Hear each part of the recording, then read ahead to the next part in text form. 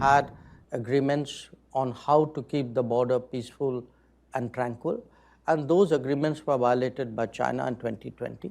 Until those forward deployments are addressed, the tensions would continue. If the tensions continue, it casts a natural shadow over the rest of the relationship.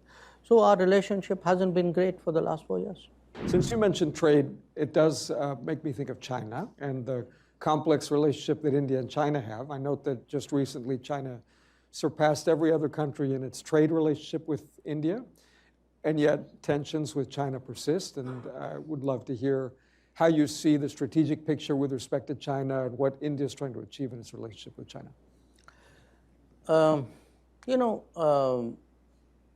When it comes to trade, correct me if I'm wrong, I think China accounts for globally about 31-32% of global manufacturing. I think that would be the right number.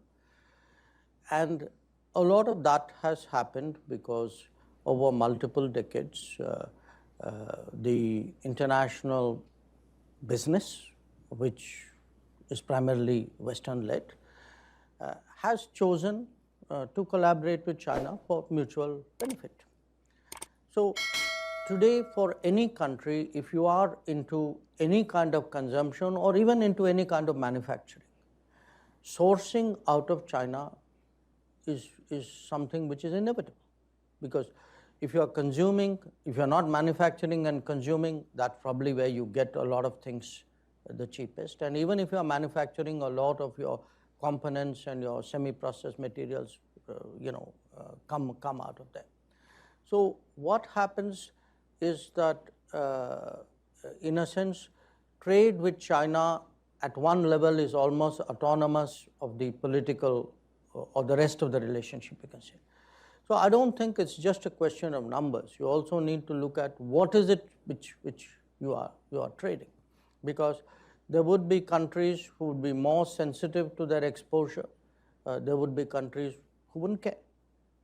So I think for us today, because we were earlier on digital, on technology, we are very sensitive to our data flows.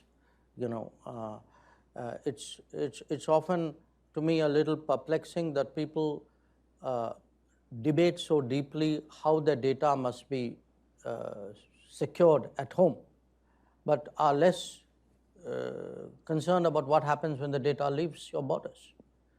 So in a much more data-sensitive world, in a much more technology-sensitive world, I think it's important to look at what your exposures are, how do you mitigate it, how do you balance it, how do you diminish the risks.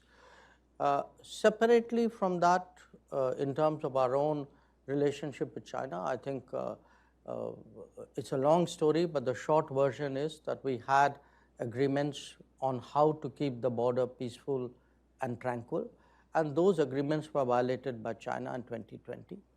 And because we have forward deployments of our militaries,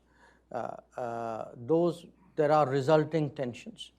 And until those forward deployments are addressed, the tensions would continue. If the tensions continue, it casts a natural shadow over the rest of the relationship.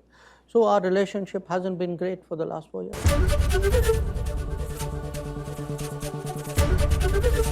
ABP Ganga, खबर आपकी, जुबान आपकी।